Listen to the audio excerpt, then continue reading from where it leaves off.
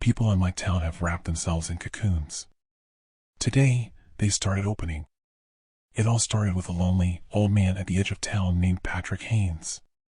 He was practically a hermit and never interacted much with the outside world. He stayed in his dilapidated house on his small plot of land, surrounded by the jungles of weeds and husks of junk cars that littered his property. I had a paper route and would ride my bike every day before school delivering newspapers. I hated having to wake up with the cold and darkness wrapped around the world like a noose. I was having a nightmare about some pretty girls from my high school turning into beautiful, demonic succubi who lured guys into a party just to bite their heads off while having sex with them. My alarm clock suddenly went off with a shrill cry. I gave a soft shriek of terror. I jumped up in bed, still covered in sweat and terrified. For a moment, the dream world and the real world seemed to blend into one horrifying tapestry. I blinked quickly, clearing away the cobwebs. Jesus, I have to stop watching so many horror movies before bed, I mumbled to myself as I got up and put on my clothes. I could still hear the crunching, wet snapping sounds as succubi had beheaded their male lovers. I remember trying to cry out as they held up the decapitated heads toward me before opening their mouths wide and popping them in. But at least I hadn't woken up screaming this time, like I had every other day this week. My mother was in the nicotine-stained kitchen, smoking cigarette after cigarette and watching 24-hour news channels. Heavy bags hung under her eyes. Mom didn't sleep much lately, ever since she had tried to quit drinking. She stayed in the house now all day, every day, just staring blankly at the TV like a zombie. Dad had already gone to work. I barely saw him anymore. It seemed like he worked all day, every day, yet still, I knew he had major financial problems. "You going to deliver the papers?" Mom asked in a hoarse voice, her blank eyes looking right through me. I nodded as I grabbed a quick bowl of cereal and some milk. "Yeah. If I don't leave now, I won't have time," I exclaimed tiredly, trying to avoid looking at my mother. "Mom, are you okay?" She blinked slowly at this before taking a deep drag on her cigarette. "I am not okay, Bobby. I feel like I'm losing my mind," she whispered, looking so hunched over and tired in her bathrobe. "But I think the worst has passed. I'm not hallucinating anymore." "Is that AA stuff helping?" I asked. She shrugged. "They're right about everything, but it doesn't mean they can help me," she responded sadly. "I think I'm too far gone sometimes. Even if I win for a day, how can I fight against this monster for the rest of my life?" She leaned close to me, an urgent expression coming over her face. "Addiction runs in your family, Bobby. Don't ever become like your grandfather and uncle. Don't ever become like me. Drugs and alcohol are just a way of slowly committing suicide, like a coward would. It takes a piece of your soul every single day, until there's nothing left but a scarred husk, an empty shell of misery and weakness. And once you're in, there is no way out. No way out," she repeated it slowly and methodically, like a sacred mantra. "No way out." I pedaled along the empty streets. The autumn wind howled in fury, scattering dead leaves and flying trash in my wake. Our town of Harville only had a few thousand people and absolutely nothing to do except hiking, shooting guns and swimming. The naked trees covered the gently rolling hills like a thick, brown rug. The lights of houses dotted the landscape. I threw the papers as fast as I could as I flew by on my bike. I wanted to get this done, to get out of the cold night. As I got further from Main Street, the houses grew sparser, the forest thicker and darker. Patrick Haynes' house was the last one on my route, and then I would be done. Still pedaling like a madman, I glanced over at his shabby little house while I chucked his paper. I saw the door standing wide open. All the lights in the house were shut off. A smeared trail of blood ran up the front steps. I quickly pulled over on my bike, hitting the kickstand and setting it up in the jungle of tall grass that swayed in the breeze in his front yard. A cold blade of dread pierced my heart. "Mr. Haynes?" I called loudly, slowly walking towards the open front door. As I got closer, I could see that it had been smashed open. It hung slanted, one of its hinges totally busted off and the other half pulled out of the wall. "Oh, shit," I whispered as I looked at the damage. Please, a weak voice called out faintly from the bowels of the dark house. Help me. Help. Mr. Haynes, do you need an ambulance? I tried calling back, but there was no reply. Shuddering, I crept inside. I tried the lights, but the power had gone off. I noticed the heat had stopped as well. I pulled my jacket tight around my body, zipping it up. I really did not want to go in there. Every part of my intuition screamed at me to get out. It was times like this that I cursed my parents for not giving me a cell phone. They said once I turned 16, I could get a better job and buy my own cell phone if I wanted. Logically, though, I knew there was no reason I should turn and run. This old man had probably hurt himself and needed help immediately. There was nothing to be scared of. Unless, maybe, there was still an intruder still inside the house. What if the voice calling out wasn't Patrick Haynes at all, but some psychopath who murdered him and now lay in wait in the shadows? God damn it, I whispered, vacillating. I started to take a step inside the house, then to go back towards my bike. I figured I could go to another neighbor's house and ask them to call an ambulance and the cops. Then a pained, high-pitched wail shattered the silence. Oh God, that hurts. Patrick Haynes roared. Swearing, I tried to blindly feel my way through the house toward the screaming voice. The moonlight streamed in through the windows, giving some illumination. But now there was another problem. The entire house looked like something from a hoarder's documentary. And it smelled. I noticed odors of rotting food, decaying garbage, and mold. I saw dishes piled up 3 feet high in the sink, ancient newspapers stacked up to the ceiling in the living room, black garbage bags strewn all over the place. As I passed through the kitchen, I caught a glimpse of an overflowing ashtray on the counter. Next to it sat a lighter. I immediately grabbed it, flicking it and holding it out in front of me to drive away the creeping shadows.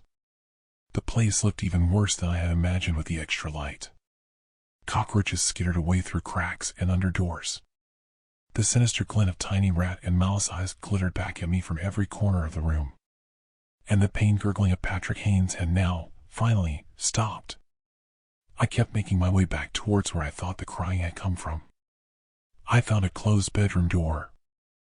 I reached out to turn the handle, but it felt sticky and repulsive under my grasp. I looked at it closer, realizing it was entirely covered in blood. I repressed an urge to gag and quickly pushed the door open before wiping my hand off on my blue jeans. Mr. Haynes? I whispered as the door creaked. This bedroom was even worse than the kitchen and living room. It looked like a flea market had somehow fused with a dump and then exploded. I saw knickknacks, bags of trash, old, water-damaged books and empty prescription bottles all over the place. A small trail was cut into the towers of garbage, almost like a deer trail scouring its way through the thick brush. From the back of the room, I heard groaning and pained, raspy breathing. I made my way through the piles of junk, worried that they might collapse on me at any moment. I turned the last corner, holding the lighter high in front of me as if it were a religious sacrament used to drive back vampires. Against the back wall, I saw Patrick Haynes.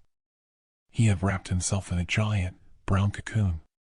Strands of thin, hair-like tendrils formed an oval shape over the entire corner of the room.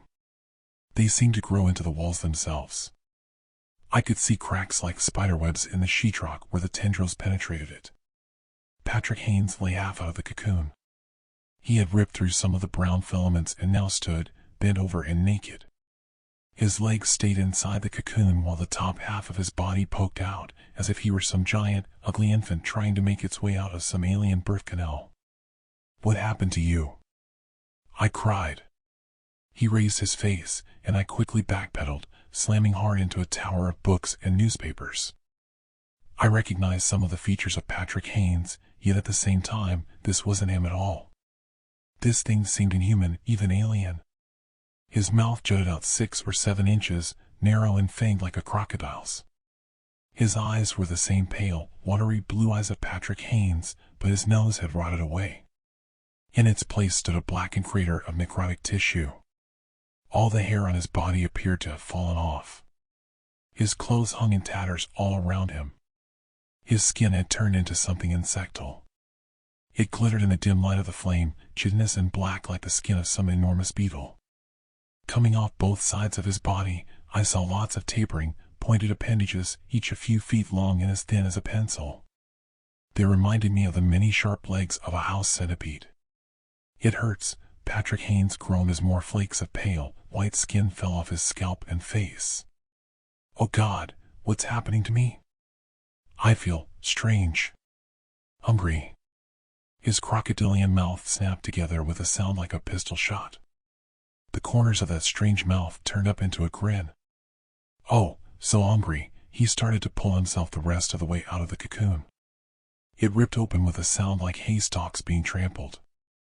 I didn't answer the eldritch creature that had once been Patrick Haynes. As I looked into his blue eyes, seeing all the agony, fear, confusion, and hunger there, something in me snapped. I turned, running out of the house without looking back. "What the hell, what the hell?" I kept whispering, repeating it as I pedaled hard across the dark streets. The nearest house was only about a 2-minute bike ride. But with the adrenaline rush and the terror gripping my heart, I think I made it there in half that time. The trees flew past at tremendous speeds, but I didn't slow down. All I could think about was that creature ripping its way out of that cocoon. And then what we do? I saw the white colonial looming up on my left. I gave a sigh of relief as I pedaled across the freshly mown yard. I checked my watch, seeing that the sunrise would start in about 20 minutes. For some reason, that gave me hope. I jumped off the bike, sprinting towards the front door. I started pounding on it with all of my strength, smashing it with the side of my fist over and over. "Hello?" I shouted. "We need police and ambulances here. Your neighbor is hurt or something. Can you please call the cops?" I kept shouting and slamming my fist, but no lights on the house turned on. Just as I was about to give up and go to the next house, the front door slowly creaked open as if it had done so on its own. I heard heavy, labored breathing from inside. I took the lighter out, flicking it in front of me. I screamed as I saw the mutilated bodies strewn across the hallway. Their throats had been torn out. Their sightless eyes stared blankly up at the ceiling. I quickly realized it was an entire family laying here mutilated in front of me, a mother, a father, and their 2 daughters. It looked like something had eaten away their stomachs and even ripped out the heart of one of the girls. The ribs in her chest jutted up like claws around the gaping, empty hole. Behind the families, I caught a glimpse of something black and shiny, as if some enormous centipede crouched there in the shadows. It hissed, a shrill, high sound that pierced the silence. All I could smell was their blood and my own sweat at that moment. I slammed the door shut, turning and running towards my bike. I had just reached it when the door exploded outwards as if someone had fired a cannonball at it. Another one of those insectal, humanoid monstrosities ran out. Its shrill, raspy hissing echoed through the night. I jumped on the bike and pedaled out of there as fast as I could. I didn't dare to glance back. The house was on top of a gently sloping hill, and I had a long descent to Main Street. I have never, in my life, gone as fast on a bicycle as I did during my escape from that creature. I heard more of its diseased growls and hisses. Its stunning footsteps followed me ceaselessly across the town.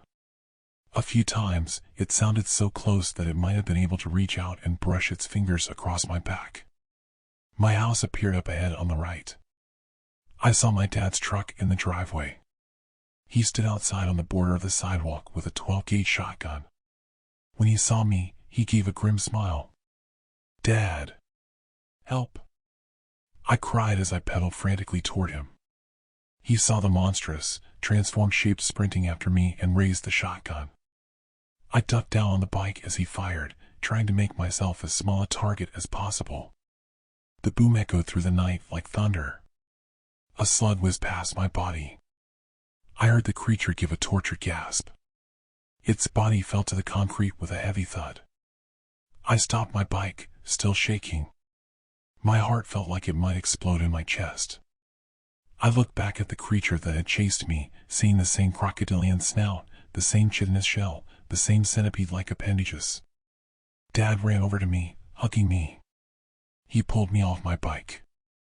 I saw Mom standing in the front door, pale and trembling. He's alive! Dad shouted. It started, but he's alive, and we're together as a family again. Aren't you supposed to be at work? I asked breathlessly. I mean, thank God you're not, but... When I got there, I found my boss in his office, wrapped up in a giant cocoon, Dad said, giving a strange glance at Mom. Once I saw it, I knew what it meant, and I raced back here.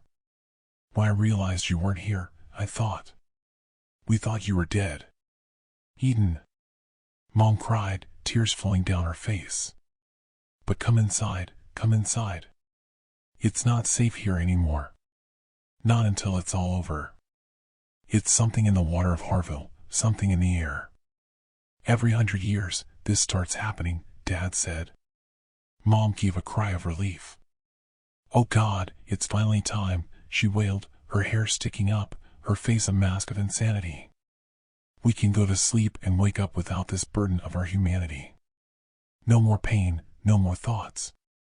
Dad nodded, turning to me. Don't you feel it, son? The first creeping fingers of the sleep, the metamorphosis? I can feel it, like ice water in my veins. The tiredness. The sleep of the dead. I opened my mouth to argue, to say no, but my mind felt blank. My body felt cold. I only nodded. Then it's time, Mom said, drawing us together in a hug. It is time to start the change. In 1996, we cloned a sheep. The clone, named Dolly, was grown from a single mammary cell, and she lived for 7 years, longer than most sheep. She was the first mammal to be cloned. That was almost 30 years ago. Do you really believe we've never tried on humans? I was that naive once. I started my freshman year at Brown in 2022, and I was looking for some laboratory experience to burnish my med school applications. Luckily, my dad had a connection. A college friend of his was a biology professor there, and he made an introduction. My first meeting with Professor Shockley, name changed, of course, took place in his office, a windowless room in the basement of the sciences complex. The walls were gray cinder block, and manuscripts were stacked everywhere in towers and mountains that sometimes reached the ceiling. I'd arrived a bit early, and I was examining the fish tank set beside one of the walls. The tank was illuminated by a single light, and rainbow fish schooled between fronds of sea grass, each fish no bigger than the nail on my pinky finger. Peter, I presume, came a voice behind me. I'd been so preoccupied that I nearly jumped out of my skin. It's okay, said the man who'd entered the room. He was tall and thin, with the kind of wiry muscling that only old men have, like they've been cured in the sun.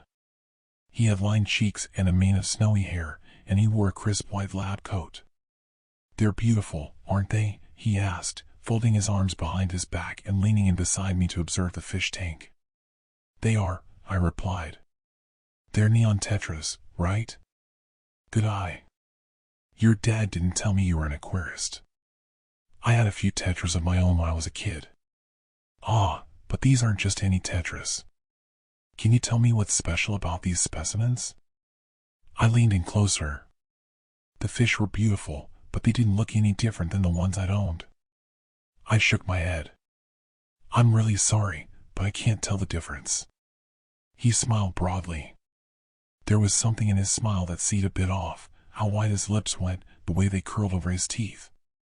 That's the special part, he told me, settling in behind his desk and gesturing for me to sit opposite. They're just like any other tetras. But these are clones. I instantly felt excited. My dad hadn't given me many details on Shockley's work, but I was sure that cloning would look irresistible to med school admissions committees. I spent the rest of the meeting nodding enthusiastically at whatever Shockley said, and, 15 minutes later, we shook hands when he offered me a research associate position in his lab. I spent the next month getting up to speed. Most research labs at Brown had around a dozen members, but Shockley's was an exception. The only other member was a PhD student named Elizabeth, a mousy and dark-haired girl of Eastern European origin. She mostly kept to herself, barricaded in the room down the narrow hallway that housed the growing tanks and reagents. I busied myself in Shockley's office reading hundreds of protocols and journal articles, some of which I needed to translate from Russian, Chinese, and Korean. All the while, I wondered what was behind the heavy steel door that led to the lab. As I read more about protocols for cell growth and culture mediums, my transactional interest gave way to genuine curiosity. The loud thunk of the lock turning became an irresistible siren song. Shockley himself was even more of an enigma. I only saw him a few times during my month of reading, but it seemed like he never left the lab, working day and night even after Elizabeth left each day around 11. "What are you two doing back there?" I asked her finally, once I worked up the courage. "The professor will tell you when he thinks you are ready." That took another month, during which I spent nearly every night reading in Shockley's office, while the school of clone Tetras swirled in their tank behind me. I was walking out around midnight one day when Shockley spotted me in the hallway. "Peter, you're not leaving, are you?" "Yeah. Is that okay? I have an econ midterm tomorrow morning." A look almost like anger washed over his face, but it was gone in an instant. "Econ, huh? Is that something that interests you?" I shrugged. "I figure it's a good thing to learn. You know, to get more well-rounded and all." He shook his head. "Our best and brightest come to our greatest universities and get so preoccupied with hedging their bets. In evolution, it's the specialists who survive. The ones who go all in on something. Remember that, Peter?" I wasn't really sure what he was getting going at, but it was clear I'd touched some nerve. "Of course, Professor." He glanced behind him. "Listen, before you go, would you like to see the lab?" Any tiredness I'd been feeling evaporated. It was like an electric current had run through me. "Yes," I replied instantly. "Come," he said, whipping around. I rushed to follow him. A paper sign was affixed to the door to the lab, "Do not enter." Shockley reached into his pocket and fished out a key ring. One of the keys was big and brass, the second silver, the third small and iron, with a pair of wings on the top. The brass key opened the door, and he held it open. "After you." The lab was much bigger than I'd anticipated. As Shockley led me through the various bench tops and sterile hoods, showing off the huge closets full of glassware and reagents, I got the impression that this lab was better suited to a group of 30 scientists or more, and certainly too large for just Shockley and Elizabeth. "You have more fish back here," I observed, pointing to a glass tank that was almost as tall as I was. 5,000 tetras, give or take," Shockley said. "Plus, Drosophila and mice. And they're all..." He smiled. "Clones?" "Of course." There was a small cage nestled between two sterile hoods in the back of the room. "What lives in there?" I asked. "That's Betty's crate," Shockley replied. "Betty? She's around here somewhere. I know it's verboten in the lab, but I like to let her roam free." Something bumped against the back of my calf, and I looked down to see a beagle sniffing my leg. The dog's fur was mauve with gray patches, and one of her eyes was cloudy. I bent down to scratch her behind the ears. "I do have one rule, though," Shockley told me, suddenly serious. "No gum." I felt my cheeks redden. "Of course. I'm sorry." "It's perfectly fine," he said. "There's a trash can in the corner over there." The next day, after my midterm, Shockley called me into his office and asked me if I was ready for my first project. "You'll be cloning tetras," he told me, after I enthusiastically agreed. "I assume you're familiar with the protocol?" I had read dozens of papers on this very subject, and I told him so. "That's good," he said. "Can you start tonight?" Thankfully, cloning fish wasn't too difficult, just time-consuming. I regularly stayed in the lab past midnight, spending nearly a month preparing donor cells and collecting eggs ejected from female tetras. The micromanipulation, the transfer of the cultured donor cell nuclei to the donated eggs, was the trickiest part, but Elizabeth helped me out after 2 failed solo attempts. By Christmas break, I had a dozen cloned eggs. I spent 2 days on pins and needles, hardly leaving the otherwise empty tank reserved for my experiment. When the first fry emerged from their shells, thin as eyelashes, I nearly cried with relief. I let my fish grow when I went home for the break. 2 weeks later, they'd grown nearly to full size. I scooped some into a cup and carefully walked down the hallway to show Shockley. He held the cup up, examining the fish up close. "These are spectacular," he said. Then, to my surprise, he dumped the cup of fish into the tank in his office. It was the greatest compliment he could have paid me. "I think you're ready for the next step," he said. "Mammalian cloning." My heart began to hammer hard in my chest. "Amazing," I said, hardly believing my luck. "The mice?" He shook his head. "Not mice. And not the normal surrogate protocol, either. It's time I show you my greatest achievement." I thought that he would lead me back into the lab. Instead, he led me up the dimly lit staircase that opened directly onto the sidewalk. Night had fallen, and slush piles took on an eerie glow beneath the greenish moonlight. My shoes squelched as I followed him to a nearby alley where he parked his car. "Going off campus?" I asked him. It wasn't uncommon for labs to be distributed across the main campus, atop College Hill, and the med school campus, which lay on the other side of the Providence River. "That's right," he said, with a twinkle in his eye. I didn't think much of it, and I climbed into the passenger seat. Providence is a small town, and it was clear almost immediately that we weren't headed to the med school. "Don't worry, Peter," said Shockley. "It won't be far." His eyes remained on the road, which weaved sinuously between old brick buildings. Something like worry perched in my stomach, but what for? Shockley might have been eccentric, but he wasn't a creep. Besides, wouldn't my dad have mentioned something? We drove past the football stadium, which stood almost 2 miles from campus. Shockley pulled to a stop outside a small 2-story house. "You live here?" I asked. "I do. I hope you don't mind. I keep a laboratory at home, you see. The university administration mostly leaves me alone, but if they knew about this, they'd shut me down. Or demand I publish my work. I'm not sure which is worse." He laughed at his own joke, a harsh barking sound. I laughed, too. Despite making a mental list of everything that could go wrong, I followed him into the house. We passed through the bare foyer and the austere living room, out the sliding glass door that led to the backyard. There was a wooden shed there, and Shockley drew out his key ring. It was then that I saw the use of the second key, the silver one. Shockley turned the lock and let us inside. He shut the door behind us, and moonlight seeped in through the gaps between the door slats. There was a hatch on the floor, and Shockley pulled it open. "It's a short way down," he said. "I'll be right behind you." This was a step too far. "Would you mind going first?" I asked him comfortably. He smiled, as though he knew what I'd been worrying over. "Not at all, Peter."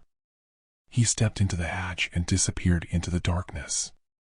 I heard only the hollow clang of his footsteps on the rungs of the ladder before the sounds, too, faded away. I followed after him. Luckily, the ladder only descended 20 feet or so. My feet hit solid ground, smooth tile. I could hear Shockley breathing a few feet away. "Where are we?" I asked. My voice echoed, and I knew that we were in a tunnel. "I built my shed over an old well that used to be on this property," he replied, moving down the tunnel. I followed after him, my hand tracing over the wall. A curious thing, it never seemed to fill, no matter how much it rained.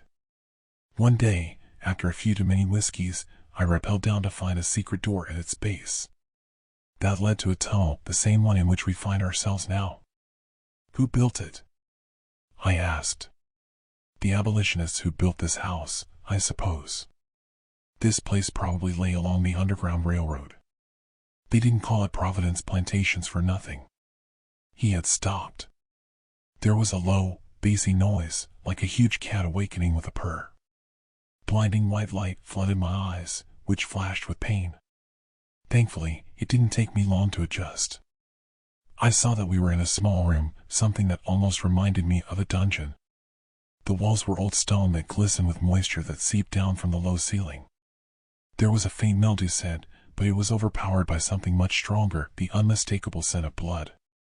But I didn't linger on the smell long. My attention was firmly fixed on something else. In the center of the room stood a huge machine. It looked almost like a French press, a glass cylinder 4 feet across and 9 feet tall. It was filled with a viscous red liquid. Pipes and tubes snaked from the top of its dome to the control panel on the wall, as well as to the series of metal containers on the floor. "What is that?" I asked. "This," said Shockley, and there was unmistakable pride in his voice, "this is the Gaia. It's the culmination of my life's work." I stepped closer to the machine. Without asking, I pressed my hand to the glass. It was warm, and I felt a subtle pulse from within, as though it had a heartbeat. This close, the smell of blood was even more potent, flooding my nostrils and nearly making me retch. "What does it do?" I asked, my curiosity getting the better of my nausea. "The onerous part of the cloning process is transplantation," Shockley explained. "Finding a surrogate to carry the clone embryo is inefficient. Animals do what we bid them, but what about creatures from whom we seek consent? I've solved that problem. Transplant a blastocyst to this chamber, and it will grow." A gasp caught in my throat. From the day I met him, it was apparent that Shockley was a genius, but this was world-changing. Is he telling the truth? I wondered, searching his lined face. I didn't get the chance to inquire. "Peter, I'd like for you to learn how to use it," said Shockley. "Yes," I replied immediately. "I won't go through all of the details here." It took Shockley nearly 3 hours to explain his protocol, all of the reagents he'd obtained, the order in which to add them, the precise temperatures and pH levels to be maintained. By the time we climbed back out of the shed, day had broken. Still, I was too excited to sleep. Shockley gave me a copy of his silver key. That night, I caught a cab to his house and ventured down again to start the project he'd given me. I didn't attend a single class that month. What was the point? Nothing I'd learned at Econ could begin to approach Shockley's work in significance. I spent every free moment in Shockley's underground lab, culturing the cells that he'd obtained from his dog, Betty. Even more significant than Shockley's construction of the Gaia was the protocol he developed for genetically editing the embryos. A beagle's gestational period was around 9 weeks. But, inside Gaia, the modified embryos grew at double speed. Even though I only needed to check the growing embryos a few times a week, I spent hours in front of the Gaia, just watching the cells multiply: brain, eyes, legs, tail. I had cultured 3 embryos, all 3 appeared viable. I could hardly believe my success. The long-awaited day arrived in the waning days of March, when Shockley came down to the lab and declared that the beagles had finished growing. He hit a button on the control panel, and, with a groan, the liquid began to drain from the Gaia and into one of the circulatory tanks. It was gone in a few minutes. There was a pneumatically sealed hatch at the base of the cylinder, and I pulled it open. The puppies shuffled inside. "Oh, my God," was the only thing I could say. I scooped each one into the soft pink towel that I prepared for this very occasion. All 3 of them were perfect, more precious than jewels. "Well done," said Shockley, clapping me on the back. He smiled his wolfish smile and gestured for the bundle of puppies. Each one was no bigger than my hand, and he held each one gently as he examined the features. "Excellent work. These are perfect specimens." I was about to thank him when Shockley snatched up the first puppy. He wrapped his fingers around its neck and gave a sharp tug. There was an awful, wet crack, and the body went limp. "What the?" was all I could get out before he took the other 2 puppies from me, repeating the same gruesome procedure. The pink towel began to bleed. I could barely get out a single word. I stared at him venomously. Why did you do that?" I demanded, leaping forward and seizing him by the lapels of his white coat. He looked at me with pity. "Take your hands off me, Peter," he said, eerily calm. "I don't understand why you're so upset." "Why? You just murdered 3 puppies. Like it was nothing. What's the matter with you?" He laughed, and I felt my grip tighten. "I'm not done teaching you," he said. "You still cling to the notion that life is precious. But that's simply not true. Didn't we just create it, from nothing? Life is no more valuable than money is money that we print from thin air. They were puppies. That elicited a louder laugh from him. As if that makes any matter. The universe is indifferent either way.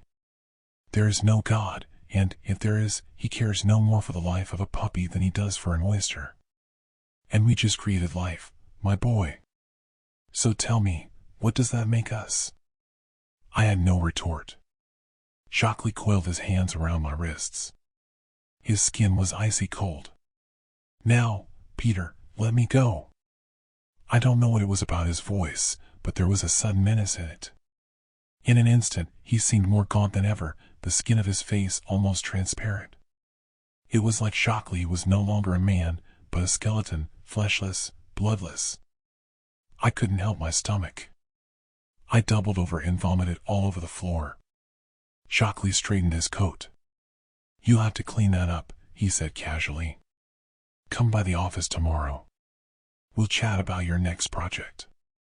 He sauntered back down the hallway. "Oh," he added, stopping briefly. His eyes were the only points of illumination, like torches in the darkness. "Don't forget the specimens." I was too terrified to disobey. I thought about calling my dad, but what would I tell him that he'd believe? So I found my way to Shockley's office the next day, though not before stopping by the Army surplus store on Thayer Street for a can of maize and a tactical knife. Shockley had been poring over a draftsman's sketch on his desk. It looked to be the Gaia in Replicate, at least 20 of the machines lined up side by side. At the top of the page was a detailed drawing of a pair of wings. Plans for the future? I wondered. He looked up when I entered, and he appeared amused to see me. "Feeling better?" he asked, stowing the sketch. I remained mute. "You might get a kick out of this," he said. He took a photograph off his desk and showed it to me. "It's me and your dad, back in our college days. Pretty neat, huh?" Both men had aged. While my dad had lost his hair, Shockley had retained his, though not the fiery auburn coloring he possessed in his youth. "I guess so," I told him coolly, handing the photo back to him. "You mentioned another project." He nodded. "Yes. This." He pulled open one of his desk drawers and revealed a scroll of paper, which he unfurled before him. Almost instantly, I knew what it was. "You can't be serious," I told him. I would never joke about something like this. "You don't have the stomach?" I shook my head. Puppies, that was one thing. But to clone a human? How could you even think about something like that? He was silent for a moment. When he spoke, his voice was quiet. "The lesson I taught you last night. A difficult one, I know, but it seems it sunk it, else why would you be here? You're a smart boy, Peter. Surely, you follow the argument to its natural extension. Life isn't precious. What about human life?" I asked. His eyes widened, fixed me like spotlights. His voice seemed to drop an octave. "Any life. Why not do this yourself?" I asked, when I regained my voice. "Why bring me into it?" He smiled wanly. The conclusion of my argument. What am I, but an oyster? I felt my eyes narrow. "Does that mean?" His hand went to his belly. "Stomach cancer. They caught it late, as always. Nothing to do." "How long?" I asked, unsure whether or not I believed him. 6 months, he told me. His voice was emotionless, like he'd told me about a late package delivery instead. "Maybe less. Now, do you see? You wanted someone to continue your work." He smiled. "I told you, you're a smart boy. And I wanted to teach someone young, too, someone with more years for experimentation. Have I explained myself enough?" I nodded. "One last question. Cloning humans, is this your first time?" His eyes twinkled with amusement. "Why, of course." We made plans to reconvene in his shed the next day. I arrived just before midnight. Shockley stood before the Gaia, the machine pulsing malevolently. "You're early," he told me. That's good. I've procured the cells we'll be culturing. Whose? He shrugged. Some undergrad. People are too careless with where they leave their DNA. Shall we begin? I nodded. My stomach was stretched tight. My heart pounded in my ears. Shockley turned away from me, towards the control panel, and that was my moment. I lunged forward. The knife was already in my hand. The blade sunk in just beneath his right shoulder blade. Fabric, skin, flesh, none offered resistance. I removed the knife and stabbed him again. The kidney this time, then the liver. He sank to his knees. I walked to face him. There were a million things I could have said, some one-liner like a Hollywood star might give. But I had nothing. He opened his mouth, as if to say something. But there was just a low exhale, and a dribble of blood. His eyes were full of rage. And then, in an instant, they weren't. I spent the next hour destroying the Gaia, smashing it apart with a baseball bat I brought with me and hidden outside. The red liquid surged in a thunderous wave, carrying broken glass and mangled bits of metal. My shoes were soaked through. Shockley's arms began to float, ever so slightly. I didn't care if people found the lab. There was no way they'd figure out what the ruins of the Gaia were for. Hell, the police might have suspected Shockley of cooking meth. I poured a layer of gasoline over the floor, over Shockley's body. While I was all the way up the ladder, I dropped a lit match down. I felt the heat blast my face, hotter than a furnace. I spent the next few weeks waiting for Shockley's death to become public. I was satisfied that I covered my tracks, but, with each day that passed without any news, I began to worry. Maybe the police have found some evidence, I thought, terrified. Maybe they're building a case, and that's why I haven't heard anything. I visited Shockley's lab on campus a few times. Of course, he wasn't there. Neither was Elizabeth. Where had she gone? I thought the story ended there. But it didn't. Last week, I saw a man getting out of his car a block from the Sciences building. He was around 25, with auburn hair. He looked very familiar. It can't be, I thought, but I'd seen the old picture, hadn't I? The man caught my eye, and I was paralyzed, the same way a mouse freezes before a cat. A smile filled his face, the gums curling over the teeth. Without saying a word, he pointed at me. With his other hand, he held up one finger, and then two. When I was 14, I developed a weird hobby. To start with, I just want to say, I wasn't a bad kid. I did some pretty shitty stuff, but I wasn't intentionally bad. Guess in the end, intentions don't matter much, though. The town I grew up in was small. We had a main street with shops like the post office, bakery, and butchers, and apart from a small block of concrete with a few pipes bolted down, the local skate park, and I use that term very loosely, that was about it. We were a mining town, so most of the men went to the quarry during the week, while the women stayed in town, teaching and nursing, running the bakery and stores alike.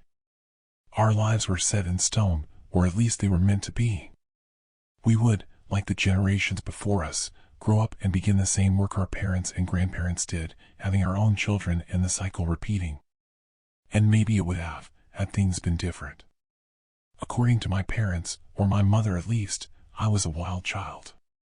Ever since I was little, I seemed to want to explore more. I was more headstrong, more questioning, than the other little girls she taught at nursery. She said it jokingly, half-heartedly, but I saw something else in her expression, something that looked and felt like fear.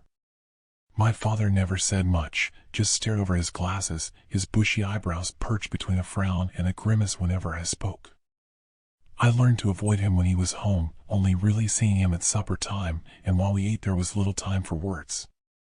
Every night Mom would do something to help others. She would sew and mend clothing for the children at her school, but poor families having little chance of buying new, and the second-hand clothing was always ripped and dirty. Dad smoked his pipe, sat on his recliner in the lounge, drowning out his family in the hum of the radio, where a man's voice played out, telling stories and fables.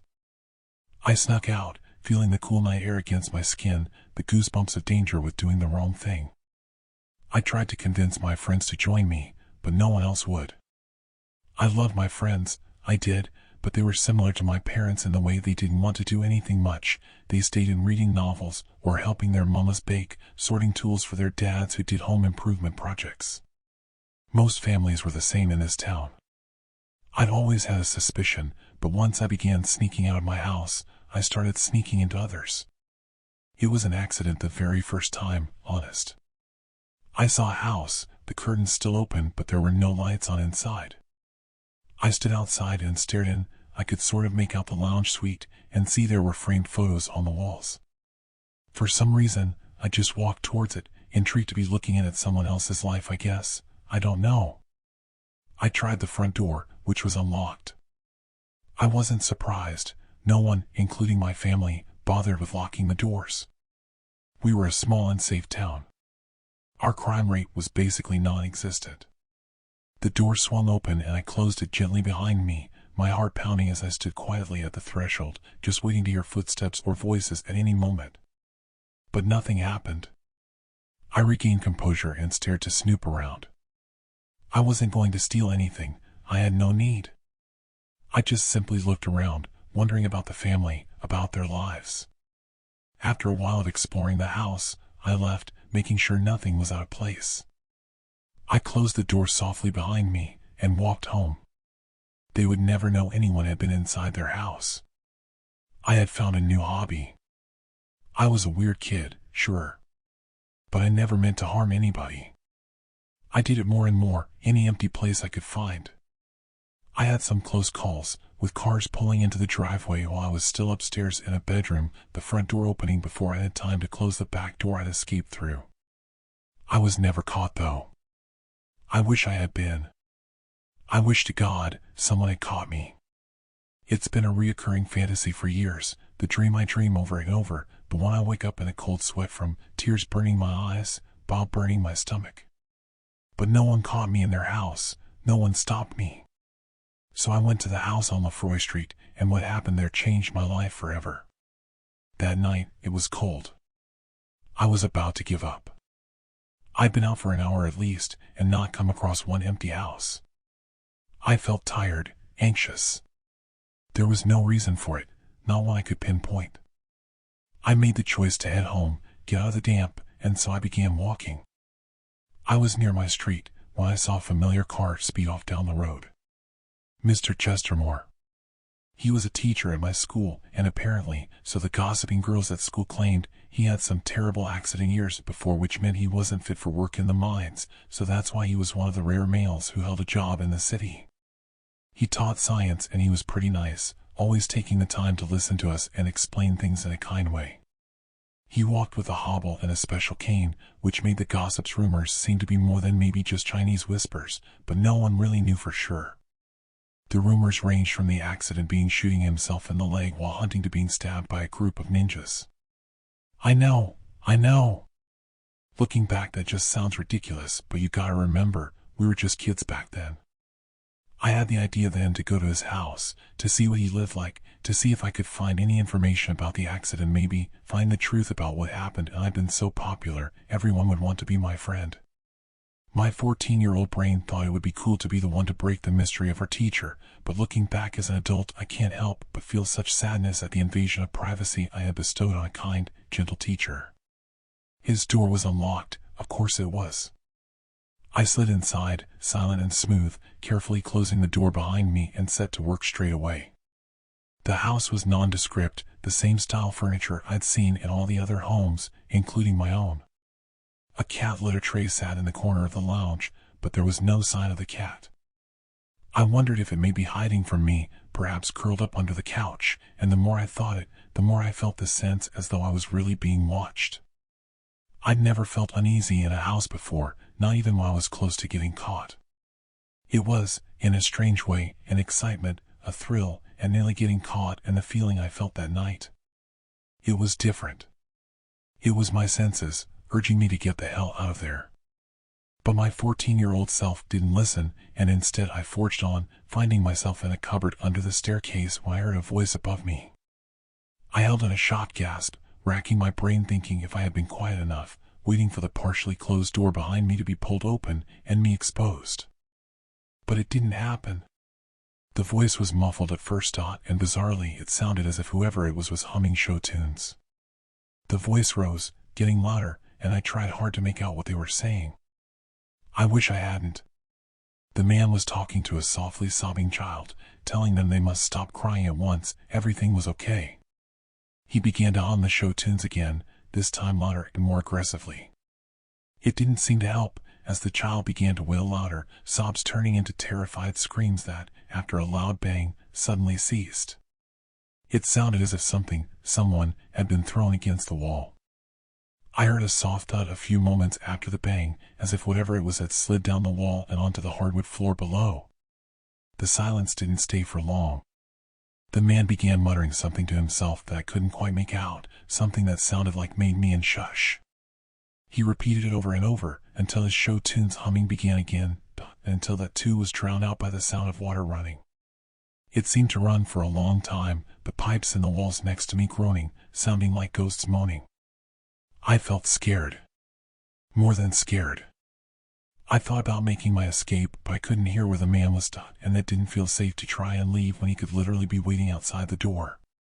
The door was open a crack, and with a racing heart, I leant down to try and take a peek, and that's when I saw the flash of pink fabric, the pink princess dressing gown of someone small and who should have been safe in bed. I wanted to reach out, to grab her, stop her from investigating the strange noises that must have woken her up from a peaceful slumber. But I stood, fearful and motionless. I didn't try and grab her. I didn't stop her. When I heard her blood-curdling scream just seconds later, I tasted salt on my lips and realized I was crying. "Jenny? Why are you on the floor? Why is your head red? Wake up, Jenny. Are you just tricking me like on Halloween? I'm going to get Mom if you don't get up." The footsteps above me were slow, deliberate, and soon I heard the girl in the pink princess dressing gown choking and spluttering and saying no, no, no. Again, it was silent. Again, I heard the thump of someone, being dropped or falling on the hardwood floor above me. The man began muttering again, and then I heard the footsteps taper off, the sound of my own thumping heart the only thing I could hear. I took my chance. I didn't try to peek out of the door, I just pushed it open. It didn't squeak, but the anticipation of it doing so did as much damage to my stress levels as if it had. Silence. The hallway was empty. The front door was in view. A few steps. A few big steps and I was out the front door, I was gone. But then I heard the groan. It wasn't coming from upstairs, but next to me. I stifled a scream, my body screaming not to look down, do not look down, but I did, I looked. A woman lay just ahead, blood pooling around her, streaks of blood on the floor in thick lines where she had dragged herself toward the front door from wherever she had been hurt. Her face was half gone, the bone and teeth exposed on her lower jaw. One eye was swollen closed, her nose dried with black blood. Her legs were missing from below the knees.